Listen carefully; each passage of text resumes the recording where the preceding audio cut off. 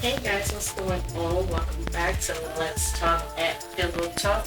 You know, it's your bestie bringing you Black Men's Excellence Month.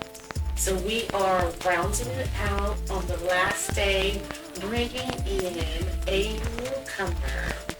This young man we have met a couple of years ago, right? I think it was a year ago. A year ago, and we, of course, didn't do what we were supposed to do. We didn't expand to where we needed to add extra people, and then of course we saw him again last year, and we said, "No, you're coming on. You're coming in," and we talked about your writing. Yeah. Yeah, so that I'm excited to get to. Welcome, DeeJay. Thank you. Thank you guys for having me. Thank you for coming. I'm so excited that you finally came to the studio. Yeah. So you can see what we do, see where we do it at, right? I got to see where the money's made. I know, right? The music, man. Speaking of money, somebody went and spent so much money the other day on these things. I don't even know what they're called. Things. Right. Just thingamabobs.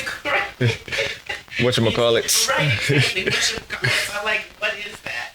So, yeah. So you're right. Make money, spend money, but studio, this one is coming along. So the other one in downtown Dallas, it's there. Yeah. You can go with him one day. Yeah. Progress is progress, though. Yes, we get it done. yes, One step exactly. is one step next. Is one step taken. Absolutely. That's what I said. Okay, so let's start at the beginning. What made you choose MediaTech? Honestly, it was bribery. I'm gonna be so real with you. I was at a time where I was like over school. I was like, I do not want to go back to school. If I have to just, sit up in my room for 6 hours a day, just drawing stuff myself, learning how to do that, then I will do that. But I'm kind of easy. I'm easy. My mom, she was just like, if you go to MediaTech, I get you some Chick-fil-A, and I was just like, Chick-fil-A, the nuggets. Chick-fil-A. Yeah, so she broke me down and got me to go there. And then once I took the tour and just got a look at the school, it just felt right. And then for me, like, I don't like doing things that I have to feel like I'm forcing myself to do. So if it doesn't feel right, I'm like I'm not going to be trying to do it. You did that for 12 years. Right, I did that for 12 years. I felt like I was in prison, and I was just like, I got out. I'm free now. I'm a free man. I don't want to go back.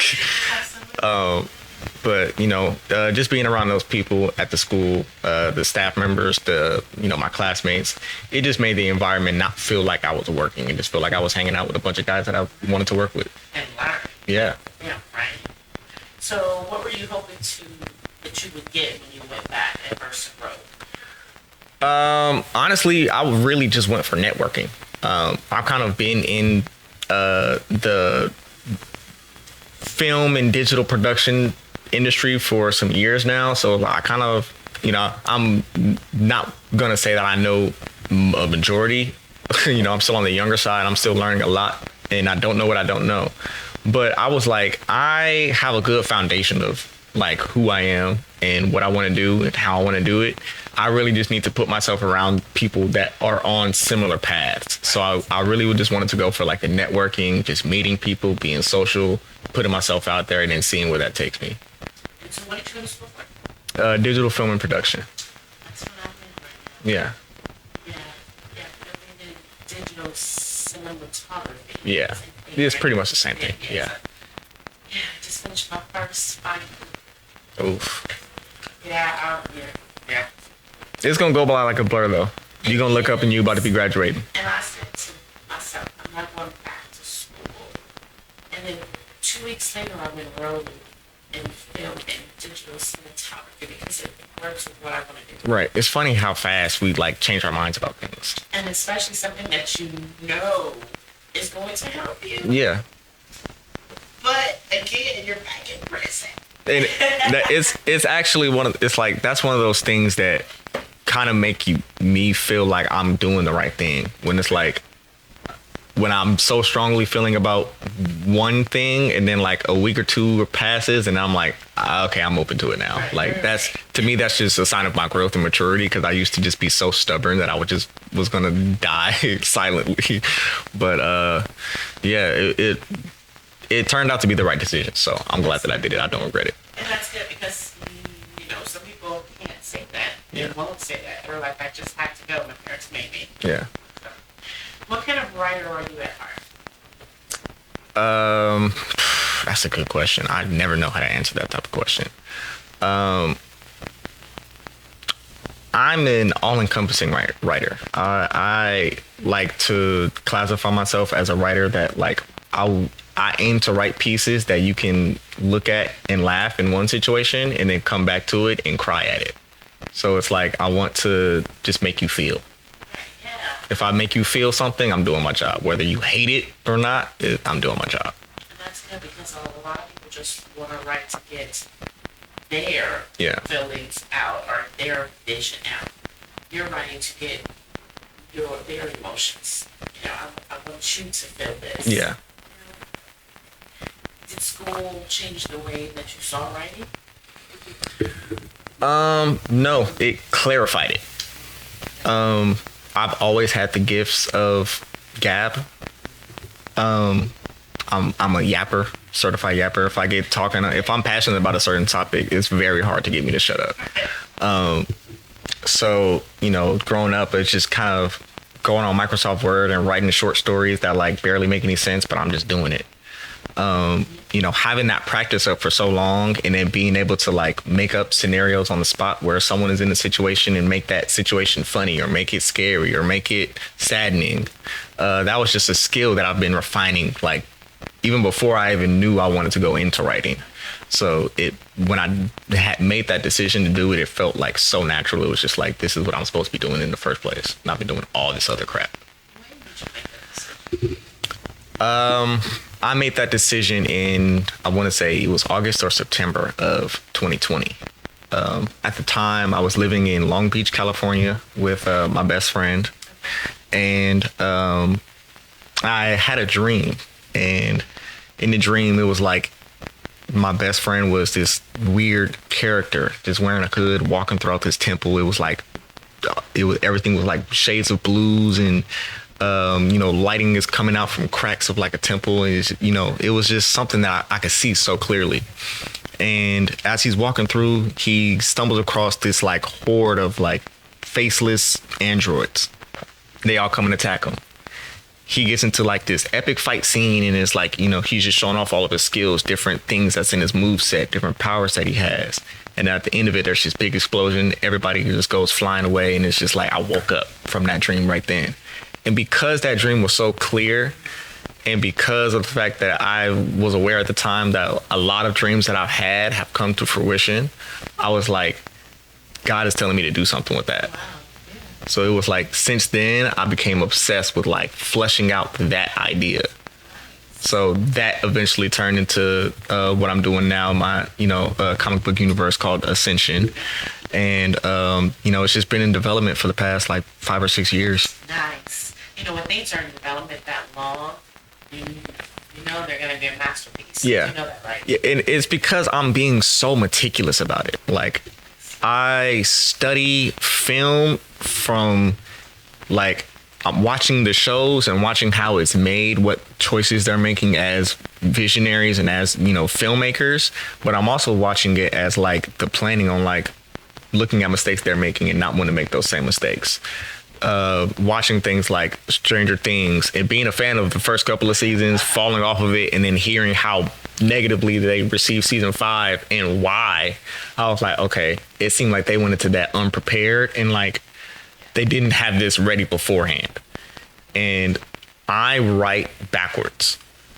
I knew where I wanted to take this story when I first made it, and I worked backwards. So it made getting to the end feel earned. It made it feel natural. It made it feel organic. And I was like, the characters that are going on natural character arcs for each one.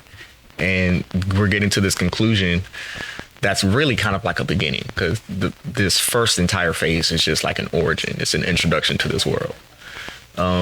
So it kind of took a lot of pressure off of me, feeling like, okay, I know what I'm doing, so I can have a lot more freedom. I can have a lot more fun being like, okay, I want to do this for this issue. I just want to have these characters in the same room, you know? Like, when you know where you're going, you can make a lot of more pit stops. Absolutely. And you're writing, like I told you the other day, reading, I visioned exactly what you said. I visioned it how you said it. I visioned the colors. Yeah. Your writing makes you do that. It makes you go there. Yeah. And I've read some books that I just like the author, and it didn't make me go there, but I knew, you just envision anything. And then there's authors that that take you where they want you to go and have your own emotion. Yeah. I like that. Yeah. It's a practice, and once you kind of get that first adrenaline hit of like somebody reacting to something that you wrote, or someone being able to clearly see the same thing that you wrote, then it's like, okay, how can I like mass produce that? How can I get this feeling in as many different projects as possible? Right. Well, you're gonna do it, because I'm telling you, what you're letting me read right now. Yeah. I'm ready to. What I said to him the other day during his podcast, he sends me, after he raps something and they record it, he's like, oh, I really like this verse. He sends it to me, and I tell him I rap it in my head. I can't rap. No, can't.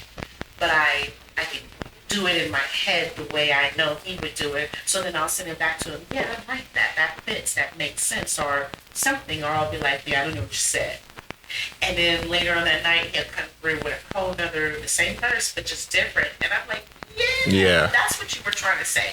Okay, and I can go back and reread the verse and then be like, okay, I got it now. Right. So I like that, reading what you're giving me. I can't wait for my grandson to have one of the first 5 copies. Yeah, it's gonna be so fun. I can envision the moment where I have the book in my hands, but at the same time, I know when I'm in that moment, it's like it's not gonna feel real. Like I'm not gonna be like I'm not gonna believe it's really happening. Because when you're in that moment with the book, guess what? You're already gonna have cross lanes into the movie. Right. So the audience is gonna be like, yeah, it's out. We can go get it. But you're gonna be, and we're still gonna be working behind the scenes, getting something bigger. Absolutely. I cannot wait. I can't wait for you to start that. That's why we gotta get him in contact with Derek real quick. ASAP. Yeah, I know Derek travels for work, so it's a hit and miss with him. When he's he's recording. Right. He's doing that, but when he's not, it took us, I think, 2 months to get him on the podcast. Whew. Since last year. Since December of last year. And we got him on in February, of course, Black Men's Excellence Month. So that was a blessing. I guess that's what it was supposed to. Right. What moment for you, and I think we may have talked about this, but was it the dream that it clicked and said, this is for me? Or was it when you actually put pen to paper and somebody read it and you said, oh, this is me. This is what I'm doing. I really think it was the dream. I have a very intimate relationships with my subconscious. I got ADHD, so like my brain is just constantly thinking about 13 other things while I'm talking about whatever it is that I'm talking about or doing whatever it is that I'm doing. So when I usually have a lot of trouble sleeping, and when I do, it's like my brain is still active. So it's like I'm getting ideas, I'm getting things that are coming to me, and I'm like, I may wake up out of my sleep and be like, I need to write this down. But because of my relationship with God and how He knows I receive information, a lot of the times He will just download it into me in my sleep, and like it's weird because it's over, like, as anxious as I can get at points and as much as I overthink about a lot of things, like when God talks to me, I know it's Him, because when I hear it and I'm just like, all right, cool, I don't need to hear nothing else. I don't need to know anything else. I don't need to understand what it was that he just said. All right, cool. I got you. So when I just have that peace and that solace in whatever it is what was delivered to me, I know that there's something I got to do with it. I know that there was intention behind it. So, when I had that dream, I was like, nah, I think I legitimately believe that dream was actually a movie scene that's going to be coming out. So like, I'm going to know it, and I'm going to have that confirmation when I see it. So it was just like, yeah, everything has just been happening so that can happen. Did you tell him about the dream? He had no clue what I was talking about. He was like, bro, you're like, cause at this time we're like 19, 20, and like, we're just smoking weed every day, just being kind of teenage boys, young men. And he was like, bro, what are you talking about? Like, you're tripping. I was like, nah, bro, like, I'm telling you, I'm about to do this, and I'm about to write. Like, I had to go into a Google Doc and write down the dream and like re-give it to him so he could be like, actually, that's kind of hard. And I was like, bro, I gotta do something with this. So it was like, once I had that dream, I was like, nah, like, there is something here, and there's a gold mine that nobody in the industry has tapped into yet. So you took that dream,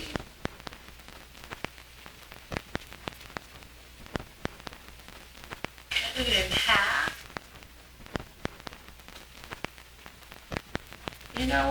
I read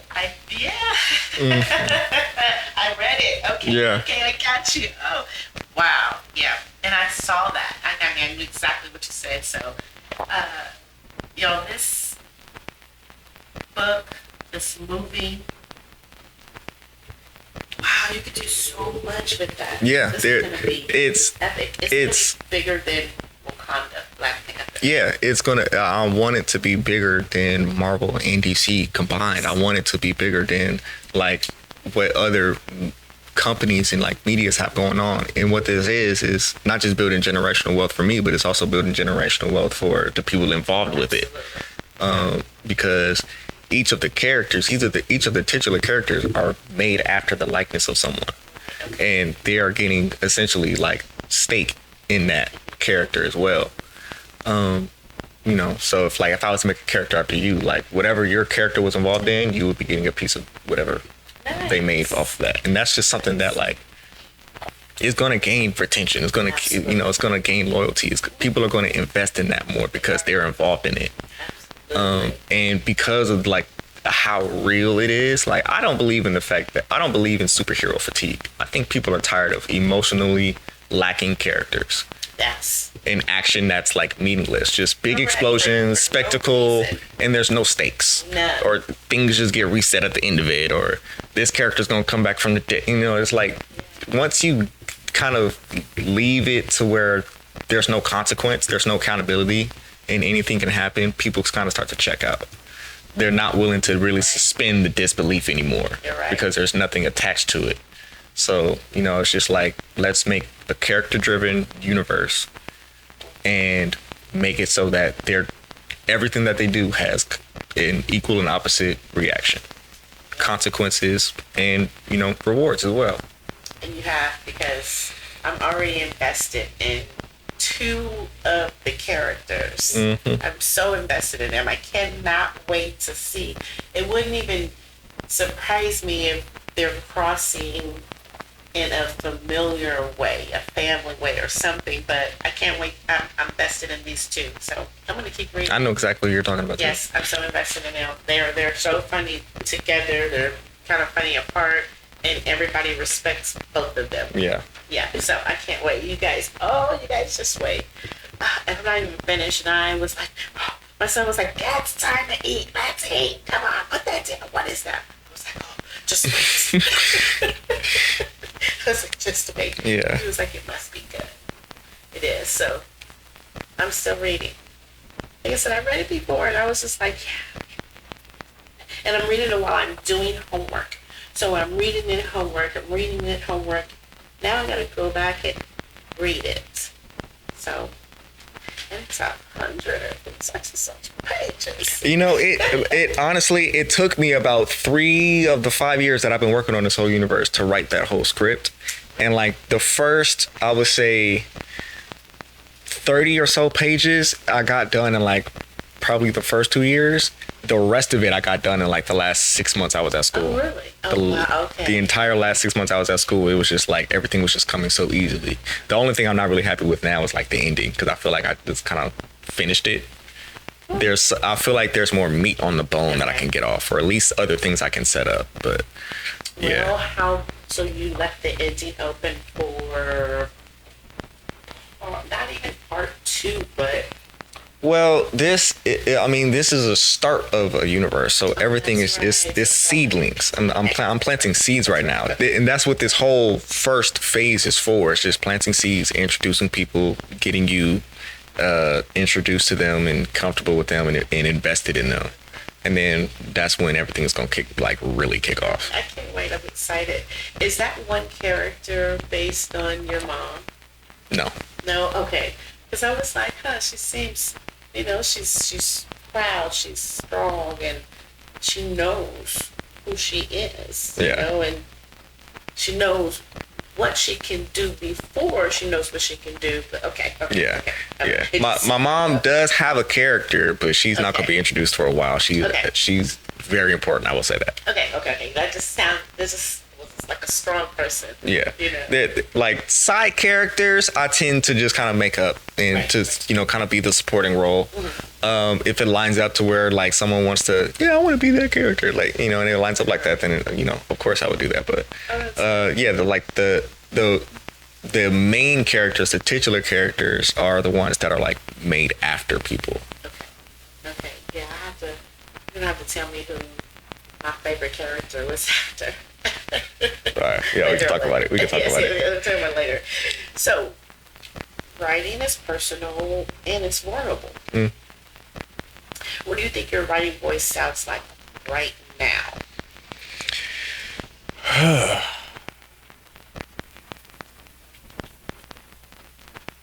can't think of the word right now. If I'm not mistaken, I believe it's Sonder.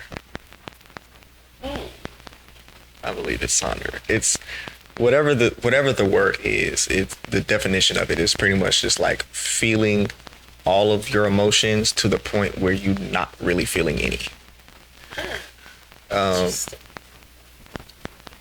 I'm a very emotionally in tune person, and I can be dramatic. It's one of the main things that like I try to work on myself. I'm one for the flair, but I've kind of been like simmered a little bit more. Not necessarily like I was lacking emotional regulation, but it's just like things don't get the reaction that they used to get out of me anymore. Right. And because of that, I've been able to just think a lot more clearly, make a lot more sound decisions. Growth. Yeah, and the main thing that actually helped me with that was actually the scripture, 2 Timothy chapter 1 verse 7. For God did not give us a spirit of fear, but one of love, power, and a sound mind. And it was a sound mind that really like resonated with me in that, because there have been a lot of situations over the past 10 years of my life where I was lacking that. And I made a lot of decisions that hurt not only myself, but people around me who I care deeply about. And because I kind of went on that journey back to like my core, and I was able to kind of recenter myself with that, it's like that scripture is one of the main things that I just use to remind myself, like, whatever else is going on around me, I can't control that. I can only control me and how I respond to it. Man, that is so true. And you're learning that early. So with that growth and maturity early, does it put you in different rooms, different walks of life? Yeah, it has. It's put me in some pretty interesting rooms. I have honestly had a couple of jobs where I was like, I'm in way over my head. Like I don't understand how I found myself in this position. There was a production company that I worked for in Burbank, California. And I started off as an intern. I'm just going to go get coffee, documents, papers. I'm looking up, 1800s London on Google and just putting all the images into a folder and sending it to someone. Like, I wasn't doing anything really important. And then like probably in the next 3 months, I'm like one of the lead writers for the TV show that they're writing. Nice. So I'm like, and I'm like making decisions. I'm like, whoa, how did I get here? Like, I know the industry moves fast, but I was like, whoa, not this fast. So it was, you know, it's a roller coaster. So I was just like, I gotta buckle in and like be able to control myself in these environments, be able to show people that I can be in a high stress situation and not be highly stressed. Right. So, yeah, it's just been, you know, chiseling. That's good. You're showing everybody that's where you belong. Yeah. That's good. Congratulations. Thank you. So, you told me earlier, assistant director. Is that what we're talking about? The TV show? Yeah. We're talking about? Ooh. Yeah. So, how excited were you? Did you go home and be like, I gotta? When did you spaz out? I haven't really spazzed out. Honestly, when it's hard for my own accomplishments to excite me. Really? Yeah, it is. Okay. I don't know if that's just me being overly hard on myself, or humility. I think it's a bit of a combination of both. But like the things that I do, I expect myself to be capable of doing. So it's not like a surprise to me that, you know, people want to use my talents for things. The thing the hurdle that I really have to get over is like making myself feel worthy of that. Because a lot of times I feel like because I'm so young, I'm early. I haven't paid my dues. I haven't, you know, kissed as many babies as I need to kiss. But it's like, you know, that's where I kind of take myself out of my shoes and just replace it with the voice of God and saying, He has me here for a reason, whatever it is, even if it's just a lesson and I'm going to fail spectacularly. Like there's value in where I'm at when I'm there. It's true. Paying dues. Not everybody has to, or I should say, paying dues looks different for everybody. Yeah. You paid your dues early by okay, I did my part in. And you stopped it early. You know, that could have been paying too. Going after what you want early in life instead of doing something else because somebody's telling you to go do something else. So that you did. You paid your dues. You listened to God in what journey He had for you. So that's good. Not everybody can do that. Yeah, I'm one of the lucky ones. Yes. I'm one of the lucky ones. And it's working. You know, you are walking in the steps that He walked for you. Yeah. So that's why it's working. It's also easier because I just can't get away with doing all the nefarious stuff. I can't get away with I feel like it was just me for so long, but like I can't get away with the smallest of things. Like, I can't tell a little white lie and be like, yeah, I went here instead when I really went there. I can't do none of that. Because, like... I can't even tell you what I really was right. When I passed by you. Right. It's like one of my biggest flaws is I just tell the truth too much. I'm a bad liar. You know, it's like people can just tell when I'm like, that doesn't add up. And it's so funny to me because it's like, it's ironic because when I am like being so ridiculous in a joke or something like that, people don't know that I'm not telling the truth. So I'll say something completely ridiculous. Like I ate 345 chicken nuggets early this morning.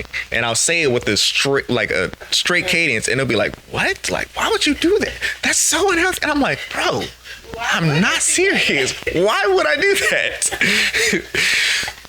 But then, like, when I'll be telling the truth and nobody believes me. Like, granted, it will be a crazy story. And I do have a tendency to, like, say so much ridiculous stuff that it can be hard for someone to you know, believe the real. But I'm like, dog, like, nah, I did get chased by 2 crackheads getting off the bus today. And it's like, no, you didn't. And I'm like, dude, I promise you that's what happened. Are you a Taurus by any chance? No, I'm a Pisces. Oh, you're Pisces. Okay, that's another reason why. Yeah. My daughter is a Pisces. And I promise you, she gets hit by parked cars. That's happened to me before. See, and it's happened to her, and if she would have never not video recorded it, pictured, all that, I would have never believed her. Yeah. The man was like, oh, I thought it was parked. She's like, what do you mean? All this space. She recorded it, all this space, and you parked right in front of me. And she said she didn't get out because she thought it was like a, scam. You get out, they take Right. you. Right. She said no, he didn't know. That's I mean, the truth can be stranger than fiction. There's stranger things have happened. You're right. Things happen to you guys. I don't know what it is about the universe talking to y'all, doing stuff to y'all. I don't understand. Leaves float around y'all. There's things just happen. Things just happen, and sometimes I'll be talking to God, be like, bro, is this something I'm not supposed to tell anybody else? Because even if I did, they're not gonna believe me. They're gonna put me in a home. It's they're gonna think I'm crazy. I don't want to be in a straitjacket. I have told my daughter, don't you call me with anything else. You understand? My mom says I can't talk to her after 9:00. It's and just being in conversation with me long enough, at this point, I understand why. I get it. That's valid. Oh, I love your mom already. Yeah. I think I said that to you before. But Yeah. I love your mom already. Because that's the whole time she's where I get it from. So it's and then they say that mess. That's not true. Yes, it is. Yeah, everything I've learned in life, I've gotten from my parents in one way or another. DNA is something. Yeah. DNA. That's all I'm going to say. Because my kids say the same thing. Oh, I act just like you. I don't think I would do that. Mm-hmm. So, graduating. It was exciting when you graduated. Yeah. What else have you been doing since you graduated? I've honestly, aside from just now I work part-time at my school now, so I'm just kind of around on campus a lot, helping people out, set stuff up, set up shows, check out gear, things like that. Other than that, with a lot of my downtime, I am just going ham and building out the universe, and not even necessarily writing scripts, just breaking down all the rules and stuff that I'm gonna have to abide by when I'm writing things. Getting concept arts for characters and locations. Breaking down the budget and how much it will cost for a issue or a series to be produced. So I think right now I probably have the first 3 phases completely at least sketched out. Phase 1 is done. All the titles are pretty final. Okay. It's just a matter of writing the scripts and then getting them produced and published. Everything else is in development, but it's I know where I'm going. Okay, I like that. When I was reading, the first thing I thought was, oh man, we're gonna have to get that thing that makes people go, oh, Yeah. Yeah. My son was like, what are you over there mumbling? And I'm like, and he's like, yeah, okay, whatever. And I'm even thinking about that stuff as I'm writing it. So yes. Because then this is a lot of where MediaTech has shown its value. I know how to break down a script. That was something that was a practice that I didn't get into when I was at my other schools in California. I know how to break down a script, and I know how to see okay, while I'm breaking it down, this is a location that we're gonna need. I'm gonna have to get with someone on solidifying that location. This is a prop that we're gonna need. I'm gonna need someone to build this. Mm-hmm. So it's I'm already kind of gathering at least the information of okay, we're gonna need this, we're gonna need that, we're gonna need a pretty big crew. That's why I was I want the movies to be last. The movies are gonna be the biggest endeavor that we're gonna be trying to do. So let's, for one, build the revenue to be able to make that easier. Correct. Rather than just trying to say let's just fundraise $5 million to make this movie. Let's build a machine that's gonna be making the money for us, and then when we're ready to do that, everything is easy. Right. Absolutely, I totally agree with that. Did you have any big surprises coming out of MediaTech after school? No, not really. The people that I'm in with, we've talked about the things that we wanted to do long before we graduated. So it's everything that happened around graduation and right after, it was all expected. We had been planning this for some time. So it was just all right, let's get to work now. We're done. So y'all got straight to work, or did you sleep for a couple of days? I don't sleep, but yeah, I'm not. I'm an insomniac. It's really bad. I can survive off of 3, 4 hours, 5 hours of sleep, but the days where I can get my 9, 10, I love those days. But yeah, I pretty much just was up working, writing, doing, making connections, and did take a couple of days off to kind of just let myself veg. Yes. But once that next week hit, I was like, all right, let's get to work. Because now it's like, Do it. yeah, I didn't feel like I was done when I graduated. I was like, all right, now I'm getting started. Yeah, I got some momentum built, so let me just keep going. Did you build any self-discipline, techniques or anything that you didn't have before school?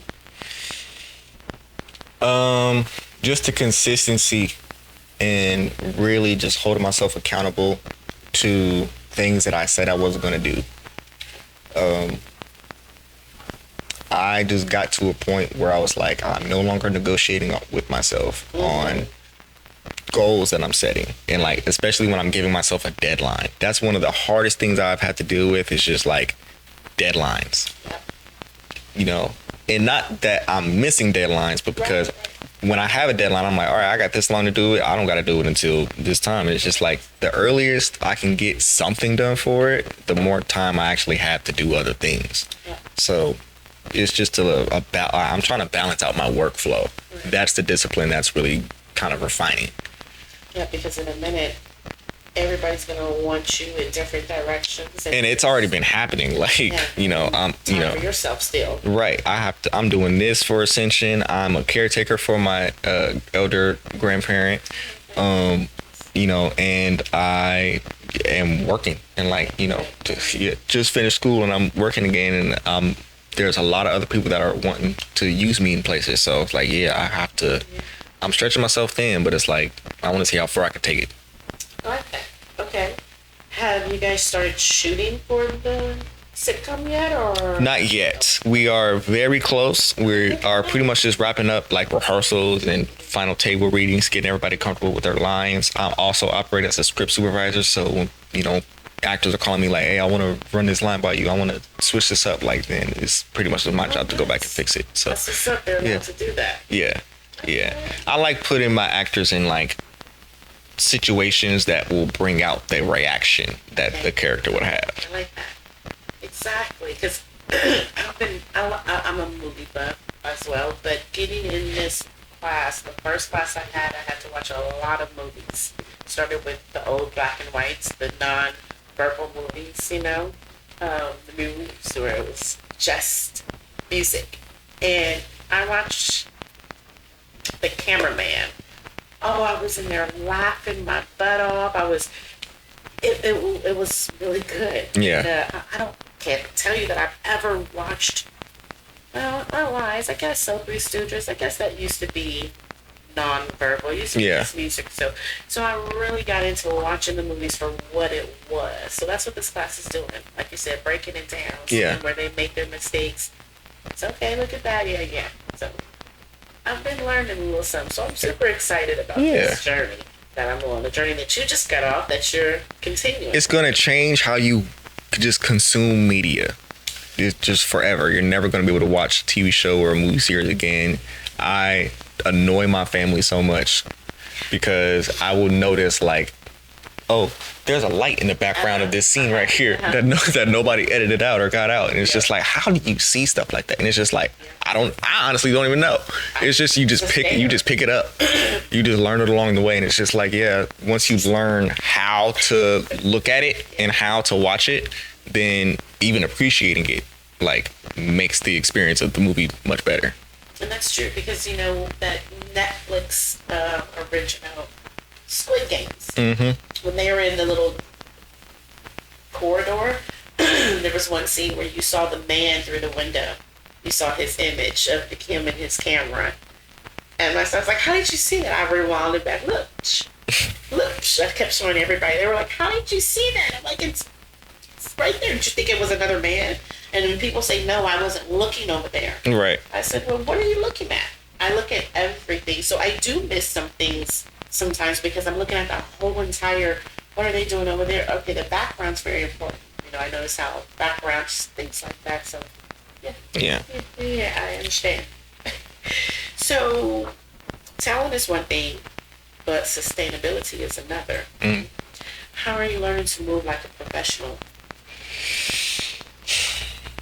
I listen to a lot of professionals. I do a lot less talking when I'm around people that I feel are smarter than me or more experienced than me. I just listen.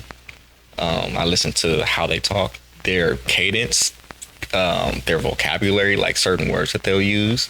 I'm a book junkie anyway. Like I used to read the encyclopedia for fun, like because I just like reading. So people have always told me that like my vernacular is like, I don't want to say like people say that I speak like a white person, but like I have an expanded vernacular. So it's easier for me. That's why it's easy for me to describe things, because I like got so many different words I can use to describe it.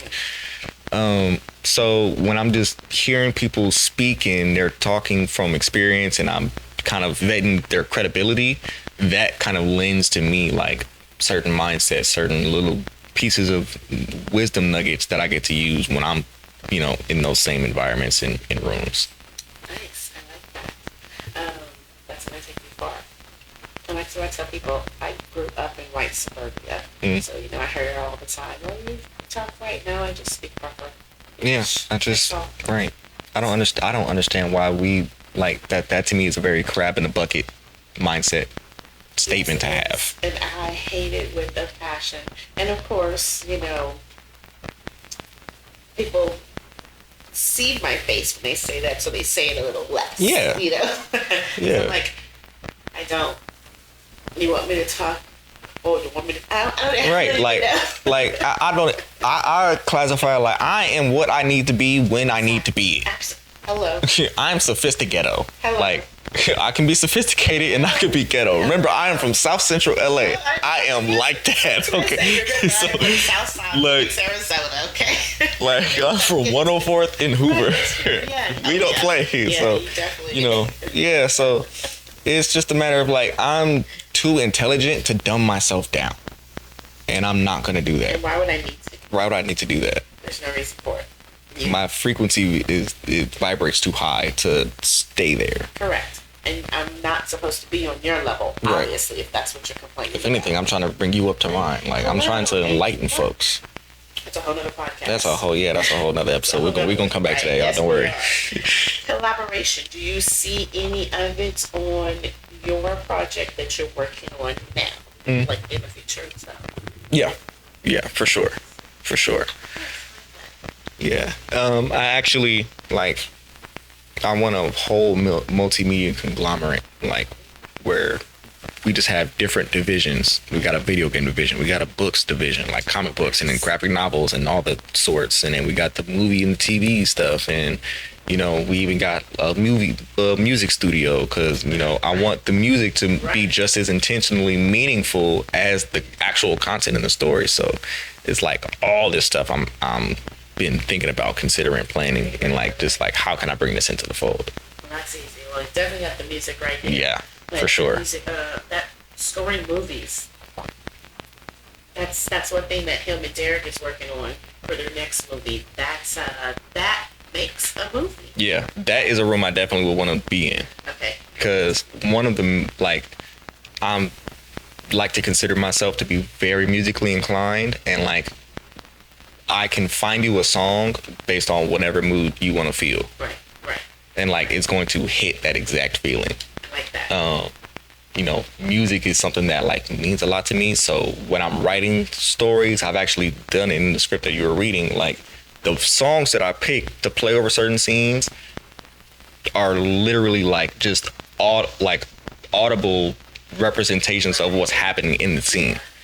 So it's like that type of extra meaning to it is just going to add that little bit of extra emphasis because, our senses are all complementary to each other. What we're seeing is complemented by what we're hearing. So if they're playing off of each other, it's just going to make your emotions ramp up that much more. And with this script, you're going to have the music that you're going to have with the script is going to be above the Star Wars level. Yeah. Star Wars was a really good theatrical to me. Yeah, because they went with the like orchestral opera Absolutely. type of sound. Yep. For this, it's more of like I mean, for one, the character is going to be more like the genre of the music. It's going to be fitting to the character Absolutely. and less to like the world that they're in or operating in. So, you know, my sister's character, who's the one that you've been reading, and she's not even like this in person, but it's just like the character that she has just fits this genre so well. But it's just like a grunge rock, like Yep. Nirvana, Alabama Yep. Shakes type Yep. of like grit to It's it. so funny because that's what I heard. Yeah. I heard the rock, that rock. I didn't hear hip hop. I didn't hear Yeah. country. I didn't hear anything. Now, one of them, it seems like sometimes when he's by himself, he could listen to country. Right. He could listen to sad country. Right. Turn it off if somebody comes in and turns it on something a little harder. Or Yeah, it's like a something. guilty pleasure. Yes. But yeah, but it's the tone of her character is so like gritty and like grunge that I was like, there's no other sound that I even can hear in association with it. So it's just like, yeah, the songs that I picked for that and that I was listening to were songs that like aren't usually in my normal Rolodex of music that I want to listen to. But listening to it and kind of hearing it along with the scene, I was like, I actually really do like this music a lot more. So I actually started listening to more like grunge rock and like hard metal and just things to kind of open up my palette to different sounds. I'm gonna put that in when I make beats. I make beats. Mm. I'm gonna put that in my beats. Rock, grunge. Yeah. So shoot you some stuff over Yeah, there. Hey, I seen you some artists that you can listen to and kind of get some inspo from because it's just I'm looking for sounds. Like there are certain sounds that I just like. I want to feel that. I want to hear that. Right.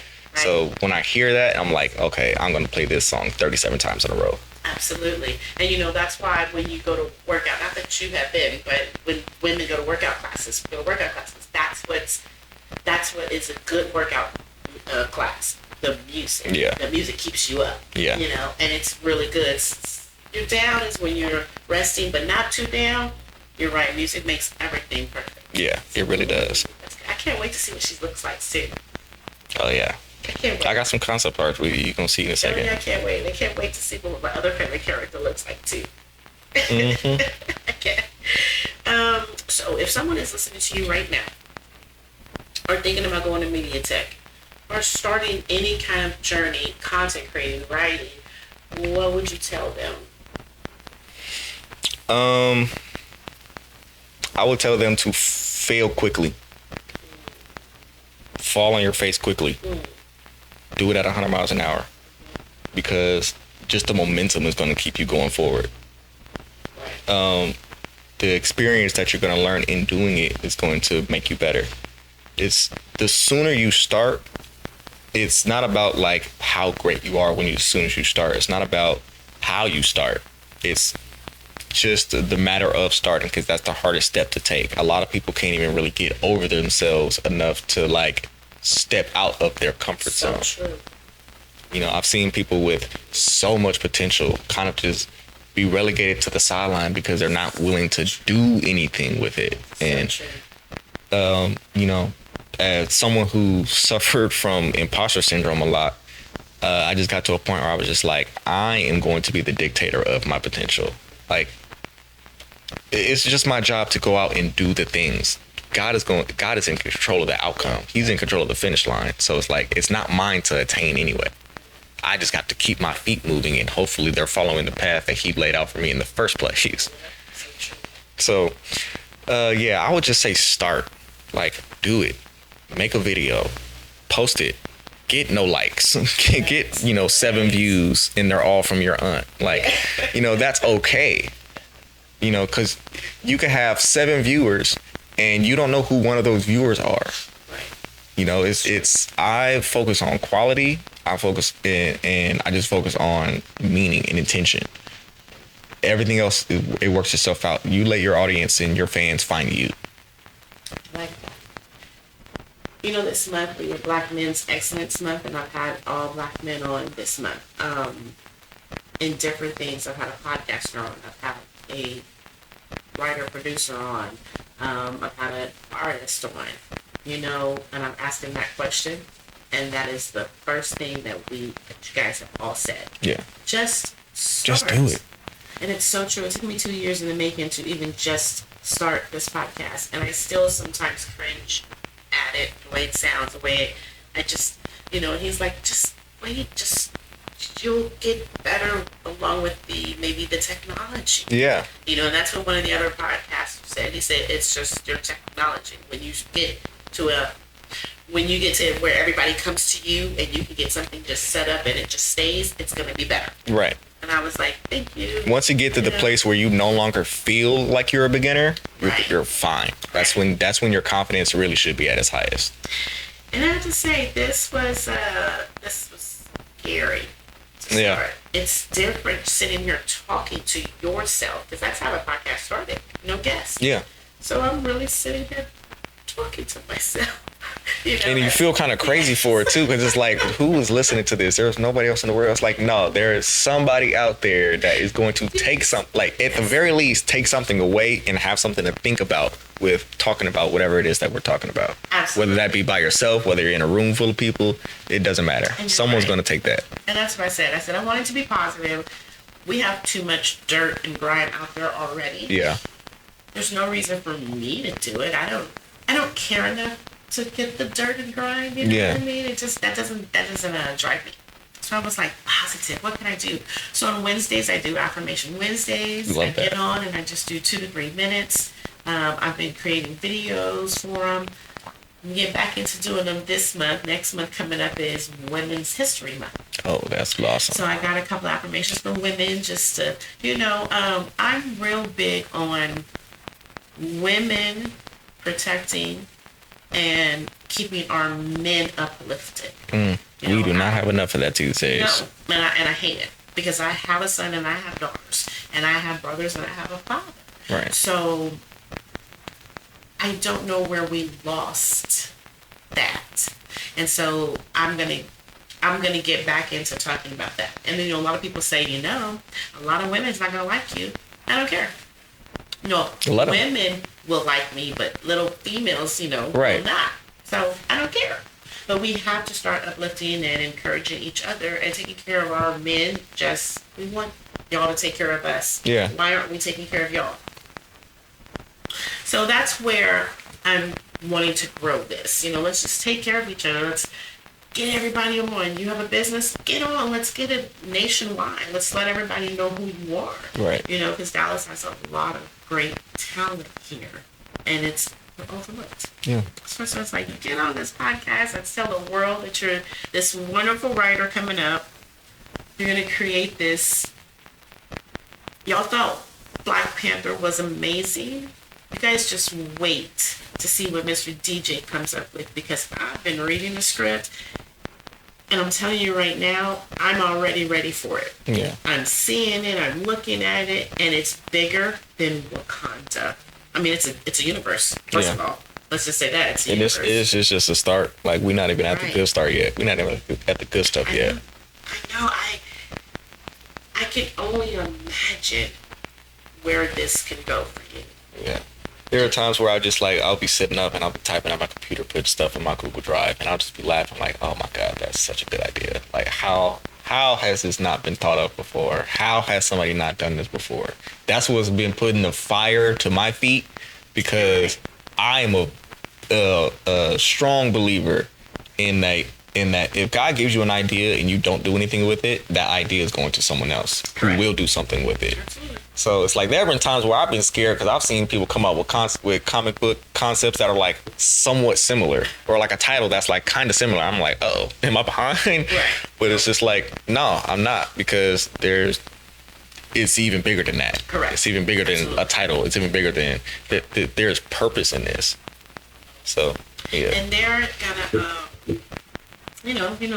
and I really don't even like this saying, people are there for seasons, reasons. So it's their season to put out something, because they're paving the way for our minds, not even for you, because you're paving your own way. Right. They're just paving the way for minds to get ready for it. Yeah. Just like, King Kong paved the way for Jurassic Park. Nobody thought about dinosaurs running with you, Right. Definitely not acting with you, let alone what is King Kong? King Kong is a gorilla. Yeah. Exactly. Who thought about a big gorilla walking through the city looking for Jane? Yeah. Is that some what white he's girl. doing? Right. He's looking for some little girl, and he does nothing with her but just look at her, huh? Yeah. She ain't nothing but a Barbie doll. He said, my toy. And that was a miniature. That was made with miniatures. Yeah, really? Yeah. I never knew that. It was made with miniatures and cameras, projection cameras, stop motion cameras. Oh. Yeah. That's how that was That's made. So interesting. he's a miniature. They built all miniature towns. They built all that stuff. And then he was a miniature. Are you talking about the old one, or are you Old talking? one. Oh, okay, The okay, old okay. one. That makes more Yes, that the makes more old, sense. old, I'm old, thinking. the original I was thinking of the Jack 1933. Black one. I was like, what? Oh no. What, Adrian? What? But it was getting attacked by bugs. Right, you're like, wait a minute, I what? was like, I don't remember that scene. So let me ask you, Stranger Things. I didn't even hear anything. Did they not like it because it was a lot of? Oh man.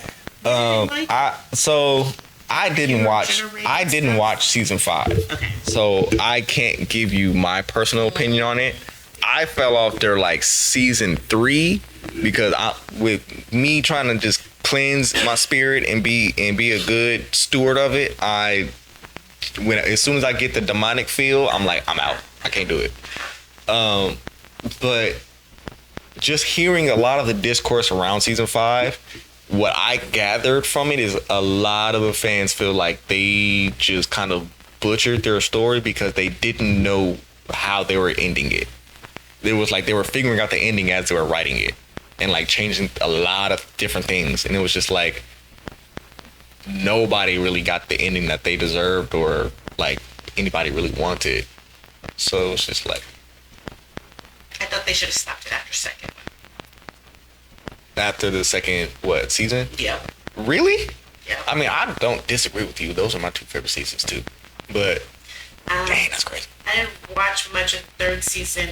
Before I watched the 5th, I had to go and watch the 4th because after the 3rd season, I was like, none of this is believable anymore. It's done. Right. It's done. It was done after the 2nd season. It's done. Yeah. Again, as I started getting into my filming, hey, this is what I want to do. I'm not even gonna lie to you. I watch a lot of reality shows because some of these TV shows, and I'm like, why did they do this? Look, she's gonna do it. My son's like, we're not doing this today. And then this one just sits there and just looks at me, like, seriously, tell me what's happening. Or have you seen this before? No, never. But I can look at it and I know what's gonna happen. Yeah. It's Hollywood, TV, and movies have just gotten very creatively bankrupt. The only thing that Hollywood values now is existing IP. Yeah, you're right. That's why the only thing that we're getting is sequels, reboots. That's what I said. That's why everything's the same. That's why everything. It's just sequels, reboots, and we're just doing it again. You're right, and I'm over that. That's why I can't. The last movie I went to go see was Sinners. That is probably gonna go down as one of the best movies of probably the last 20 or so years. I agree. I think it's gonna be like Sinners. It's gonna be in conversations with like Interstellar. Yeah, because before Sinners, there was nothing like that. And you know that movie was actually, Sinners was actually Ryan Coogler's kind of like his pseudo version of Blade. Because he was supposed to be making the Blade movie for Marvel with Mahershala Ali, and it would have essentially been like Sinners. Oh, I didn't know. A lot of the costumes and stuff that they used for Sinners was scrapped stuff from the Blade movie. Oh, wow. Mm-hmm. I did not know that. Yeah. And I like him. He's out the box. Yeah. So Ryan Coogler, come direct one of my movies. Absolutely. You heard it first here.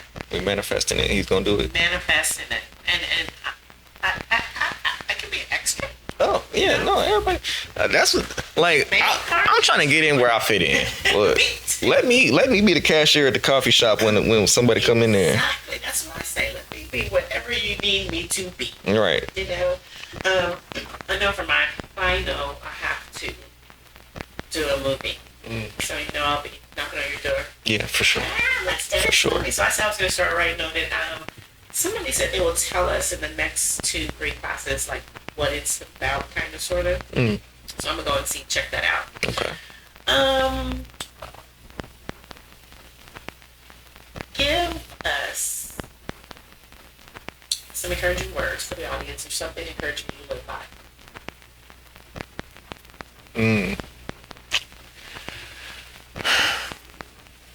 God sees you.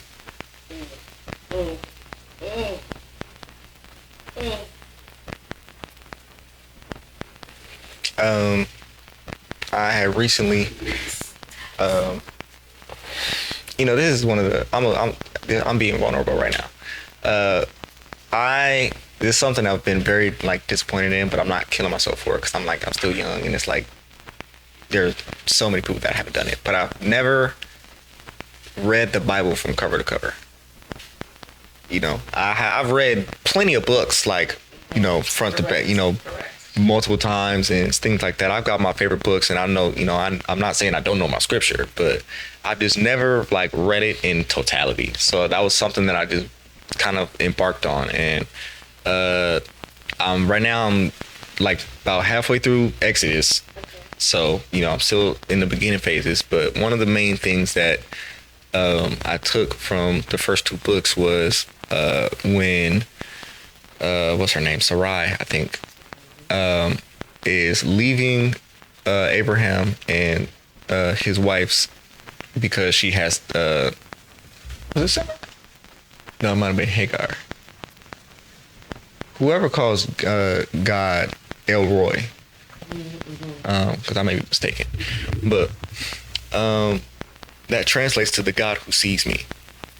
And I've just been kind of trying to compile all of the different names of the Lord so that I know who to call on in a situation. And a lot of people think that they get away with the stuff that they're doing, and that people don't know, and that they can hide it, and we can't see that you're going through it. And it's just, I'm over the nonchalance. I'm over it. As someone who kind of has been cured of the nonchalance, I was chalant and then became nonchalant, and then I restored myself. I restored my chalance. So I'm I don't go for it no more. People act like y'all don't care. I know you're BSing. Right. You have something that you care about. You have something that you would devastate you if it didn't work out, or if it left you, or if it, So it's let's stop acting like we don't care. Let's stop acting like we don't need each other. Let's stop acting like everybody is just replaceable or not. Nope. So I would just say love on the people that you love. Don't be afraid to show that. Love them like God loves you, and put them first. If everybody puts everybody else first, everybody is taken care of. Absolutely. Nobody is lacking.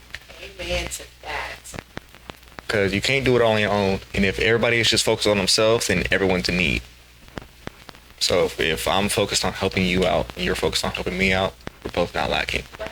We're both in abundance. We're both rich. Service doesn't just keep them alive, it also keeps you alive. Right. I totally agree with that. And I don't know why that's so hard to believe and do. Yeah, it seems like a lot of people can do one or the other. Correct. I mean, it's so easy for me to believe and do. It's like breathing for me. Yeah. I have no problem doing for you. Being a mother, of course, I'm a nurturer, so I'm doing it already. But when it's done back to me, it's a wonderful feeling. Yeah. And that other person also sees that, you appreciate what I did. It goes back and forth. Right. It's like a healthy competition. Yes. It's like a healthy competition. I told my best friend when we first met, I was like, look, when you're dealing with me, I am I'm not trying to be better than you in a sense of I love you more than you love me. But I am definitely going to remember things that you've done and be like, how can I one up that a little bit? How can I make her get that feeling that I got a smidge more? Right. So like it forces me to pay attention and just kind of be observant and be like, okay, this is something that she's eyeing. So let me just not even let her ask me. I'm just gonna get it for her, you know. Or I know that this person responds more to acts of service. Let me take care of something that they usually find overwhelming, or, you know, just they need help with. It's like when you are not focused on things that you need, the things that you need actually tend to find you a lot easier. So true. So, yeah, I've always been a servant, you know. So I just look for ways I can just like give back to somebody. Right. You know. That's nice. It feels good. Yeah, it does. It makes me feel better. Exactly. I feel cleansed. Yeah. That's the only feeling I can think of when I do something for somebody. Yeah. And I'm outside of my family. Because that's a given. That's right. Yeah, family is a given. Somebody that I choose to show up for. Exactly. Like this is why a lot of people mess this quote up when they say blood is thicker than water, but it really is blood of the covenant is thicker than water off the womb. Right. That phrase is flipped. It's meant to say that the relationships that you choose are actually more impactful and significant than the relationships that you are born into. And it's not to say that your family isn't valuable, but it's to say that your decisions matter a lot. Absolutely. So you can hitch your wagon to somebody that who is just messing up your mental, or messing up your physical, or messing up your spiritual, or you can walk hand in hand with somebody that is aligned with you and is going to put in the same effort, that's going to reciprocate the same things that you put forward. Absolutely. That's how you guys are going to be in abundance. Yeah. And I don't understand why anybody doesn't understand that. So you guys are hearing that? You understand that. Get with somebody that puts 100% into you just because they want to. Yeah. No other reason. Just because they want to. Not because of what you're giving them, but just because they want to. Not because they feel like they have to. Not even because they like you that much. Correct. They just want to. Correct. Like, because there are going to be days where they're not going to like you that much. I tell my friend all the time, I'm like, I love you every day, but I don't like you as much right now. And there are days where she probably feel like that with me right now. Right. And it's valid, because I'm human. Right. I ain't perfect. And you're supposed to, that's that give and take. Yeah. You know, that's that yin and yang. It's not supposed to be this perfect all the way through. No. You know, and especially when you become a queenager, we have to separate that. When I'm his manager, you know, don't give me that look. Right. No. You know, right. when I'm your queen, okay, you know. But so it's when you can allow that, that's when the abundance happens. Yeah. When you can just allow a person, a feeling, a thought that they may have to just take space. Right. I love taking space. Like, I love space being taken. I love hearing a woman express her thoughts and like kind of just be the yapper. Right. I like being able to switch and like, okay, I can shut up if I listen. Like, you know, because that's a skill that I feel like I don't get to be in a lot of the times, because I'm so used to being like the businessman, the sociable, the social butterfly. Like, I'm in people's faces. I'm the comic relief. You know, so when I don't have to be, and I get to listen, and I get to just be like in awe of my person, to me, there's no better place to be. Correct. So like, yeah, I want you to take up as much space as you feel you need to take. It's nice. Like, I don't let her feel like she's inconveniencing me. Right. Because it's like, no, even when you are, that's my honor. That's what I signed up for when I met you. Like, that's how serious I am about showing up for the people. Like, it's not that I don't have better things to do, but it's like, you're going to make time for the things that are important to you. Right. That's absolutely true. And I did not feel that I was not supported. I was not respected. I was not allowed to take up space until 4 years ago. When I did, it was so different. It was a breath of fresh air. Yeah. It was nice. Yeah. I tell people all the time, you guys are doing it wrong. You're doing it wrong. That's wrong. That's wrong. And they're like, just go away. No, it's really, truly wrong because you're not allowed to take up space. So I can take up all the space that I need. And then some. Mm-hmm. And also give it back in the same way it was given to me. Right. Whenever it's needed. Without asking. Right. You know, an artist, being with an artist, you're talking about studio time versus, oh, you want me to come lay down with you? You know what I mean? Right. You go to bed at a certain time. I need studio time. So that has never been a tug of war because we allowed each other to be who that person was when I met you. This is what you were doing. Yeah. This is what I was doing. Well, let's grow. So I told him my dreams and he said, let's do it. Yeah. And it was just like that. Let's do it. Whatever you want to do, let's do it. So we did it.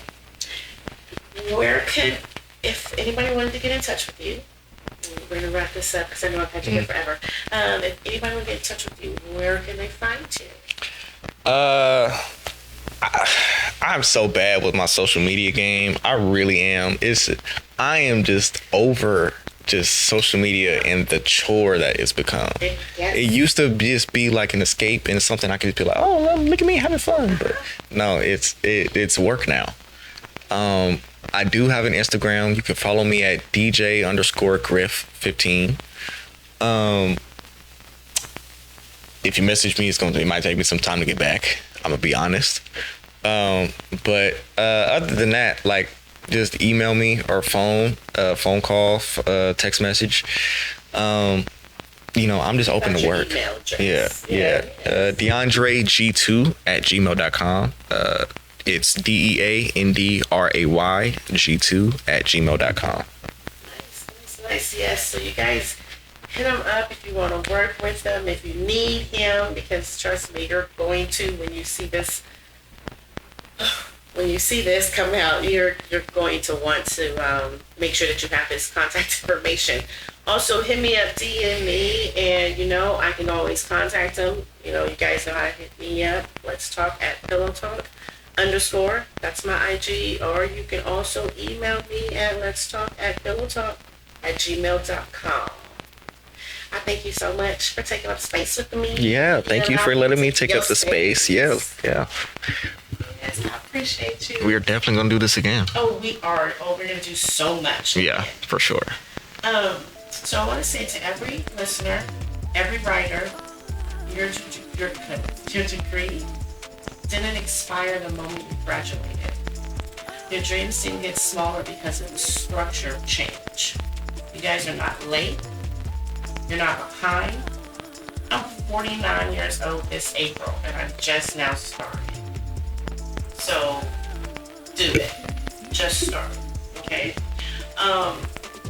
Thank you to everyone listening. Rest your mind, sip your tea, and remember, the story is still being written. So make sure you continue to write it. Good night, guys. Night, y'all.